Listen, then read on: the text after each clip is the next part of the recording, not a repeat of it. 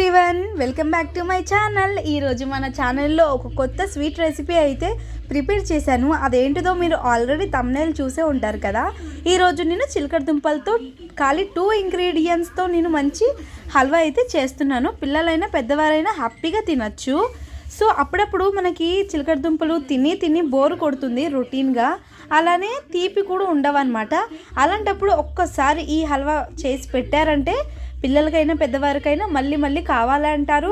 పైగా ఇది చాలా హెల్దీ కూడా. మరి ప్రిపేర్ చేసేస్తారు కదా. సో ఏమేమి వేసుకోవాలో, ఎలా ప్రిపేర్ చేసుకోవాలో నేను చూపిస్తాను. ముందుగా మనం చిలకడ దుంపల్ని మంచిగా వాష్ చేసుకొని ఇలా ఉడకపెట్టి పక్కన పెట్టేసుకోవాలి. తర్వాత దానిపైన ఉన్న పీల్ మొత్తం తీసేసి ఒక ప్లేట్లో వేసుకొని మంచిగా మనం మ్యాష్ చేసుకోవాలన్నమాట. హల్వాకి మెత్తగా ఉండాలి. సో ఇలా నేను చూపిస్తున్నట్టు ఉండలు లేకుండా మీరు స్పూన్తో అయినా మ్యాష్ చేసుకోవచ్చు, లేదా మంచిగా హ్యాండ్ వాష్ చేసుకొని హ్యాండ్తో కూడా మంచిగా మ్యాష్ చేసుకోవచ్చు. సో ఇలా నేనైతే ఎంత చక్కగా ఉండలు లేకుండా మ్యాష్ చేసుకున్నాను. మీరు కంపల్సరీ ట్రై చేయండి. మీరు బెల్లంతో కూడా చేయొచ్చు, షుగర్తో కూడా చేయొచ్చు. జస్ట్ మన ఇంట్లో ఉన్న వాటితోనే 2 ఇంగ్రీడియంట్స్తోనే నేనైతే ప్రిపేర్ చేసి మీకు చూపిస్తున్నాను అనమాట. ఇంకా ప్రాసెస్లోకి అయితే వెళ్ళిపోదాము. చాలా సింపుల్. ముందుగా మనం కడాయి పెట్టుకొని కడాయిలో గీ వేసుకోవాలి, అంటే నెయ్యి వేసుకోవాలి. నెయ్యి కంపల్సరీ ఉండాలి. ఆయిల్ ఏమీ యూస్ చేయకూడదు, టేస్ట్ బాగోదన్నమాట. నేను 1 టేబుల్ స్పూన్ ఆఫ్ ఆయిల్ వేసేసుకొని బాగా హీట్ అయిన తర్వాత మన దగ్గర ఏ డ్రై ఫ్రూట్స్ ఉన్నా వేసుకోవచ్చు. ఇదే వేయాలి, జీడిపప్పు బాదం పప్పే వేయాలని ఏమీ లేదు. ఇది ఆప్షనల్ మాత్రమే. మనకి లుక్కైనా తినేటప్పుడైనా మంచిగా డ్రై ఫ్రూట్స్తో బాగుంటుందని చెప్పి మనం డ్రై ఫ్రూట్స్ అనేది యాడ్ చేస్తాము. మీ దగ్గర ఏమున్నా అవి హ్యాపీగా వేసుకొని సర్వ్ చేసుకోవచ్చు. ఇంకా బాదం కూడా మంచిగా వేయించుకున్నాను. చూసుకొని వేయించుకోవాలి, మాడిపోయే ఛాన్సెస్ ఉన్నాయి. నావైతే బ్రౌన్ కలర్లో అయిపోయినాయి. మొత్తము సిమ్లో పెట్టుకొని చక్కగా అక్కడే నుంచొని మీరైతే ప్రిపేర్ చేసుకోండి. సో ఇంకా బాదంని కూడా సపరేట్ చేసుకున్న తర్వాత మళ్ళీ అదే కడాయిలో 1 టేబుల్ స్పూన్ ఆఫ్ గీ వేసుకోవాలి. గీ కూడా వేసిన తర్వాత మనం మ్యాష్ చేసి పెట్టుకున్నది కాస్త మనం దీంట్లో వేసేసుకొని మంచిగా ఫ్రై చేసుకోవాలన్నమాట. మెత్తగా ఉండలు లేకుండా మొత్తం నెయ్యి ఫ్లేవర్ వచ్చేలా మంచిగా ఫ్రై చేసుకోవాలి. ఇలా ఒక 3-2 మినిట్స్ వరకు మాడుతుంది. మీరు అక్కడే ఉండండి, సిమ్లోనే పెట్టుకోండి, చక్కగా వేయించుకోండి. చాలా తక్కువ ప్రాసెస్, చాలా తక్కువ టైము. టేస్ట్ మాత్రం అద్దరిపోతుంది. టేస్ట్ హెల్త్కి హెల్త్. సో కంపల్సరీ మీరు కూడా ట్రై చేస్తారని అనుకుంటున్నాను.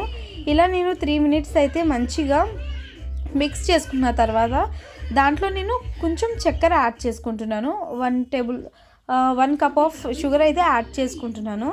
మీ దగ్గర బెల్లం ఉంటే బెల్లం కూడా వేసుకోవచ్చు, నో ప్రాబ్లం. ఇంకా హెల్దీ అనమాట. బెల్లం ఇష్టం లేదు అన్నవారు ఇలా షుగర్ కూడా వేసేసుకోవచ్చు. ఇంకా షుగర్ కరిగేంత వరకు మళ్ళీ ఒక 2 మినిట్స్ అలా ఫ్రై చేస్తూనే ఉండాలి. మీరు చూస్తున్నట్లయితే నేను చేస్తున్నప్పుడు ఎక్కడ అడుగంటకుండా చక్కగా ఫ్రై అవుతుంది.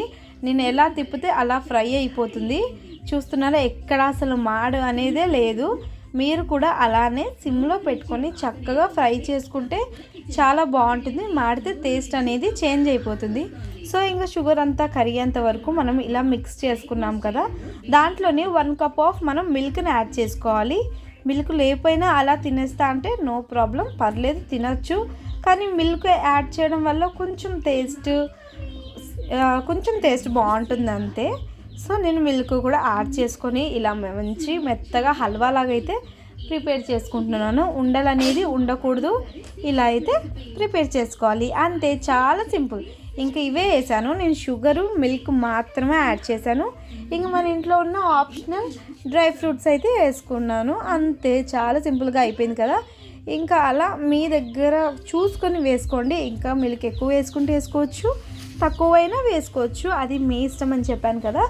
ఇంకా మనం ఇలా మిల్క్ కూడా వేసేసుకొని చక్కగా మిక్స్ చేసుకున్న తర్వాత మనం పక్కకి వేయించుకొని పెట్టుకున్న డ్రై ఫ్రూట్స్ కూడా వేసేసుకోవాలి. ఇది మంచిగా ముందైతే ఉండలాగా మంచిగా మిక్స్ అయిపోవాలి. అప్పుడైతేనే మనం డ్రై ఫ్రూట్స్ వేసుకొని సర్వ్ చేసుకోవచ్చు. మీరు చూస్తున్నారా, ఆ లుక్ ఎంత బాగుంది డ్రై ఫ్రూట్స్తో. అలానే హల్వా కూడా ఎంత స్మూత్ టెక్స్చర్లో వచ్చింది, చాలా బాగుంది కదా. ఎక్కడ ఉండలేవు, అసలు మాడలేదు. నేను ఎలా మిక్స్ చేస్తే అలానే మిక్స్ అవుతుంది. చూస్తున్నారా, తినేటప్పుడు కూడా నెయ్యి వాసనతో అలానే చిలకడ దుంపల ఫ్లేవర్తో చాలా టేస్ట్గా ఉంది. తినేటప్పుడు అక్కడక్కడ బాదం పప్పులు తలుగుతుంటే అసలు అదిరిపోతుంది. ఒక్కసారి మీరు కంపల్సరీ ట్రై చేయండి. పిల్లలు తినకపోతే ఒక్కసారి ఈ హల్వాని చేసి పెట్టండి, కడుపు నిండా హ్యాపీగా తింటారు, మళ్ళీ మళ్ళీ కావాలంటారు. ఎవరికన్నా స్వీట్ క్రేవింగ్స్ వస్తే కనుక ఈ సింపుల్గా ఇలా అయితే ప్రిపేర్ చేసుకోండి.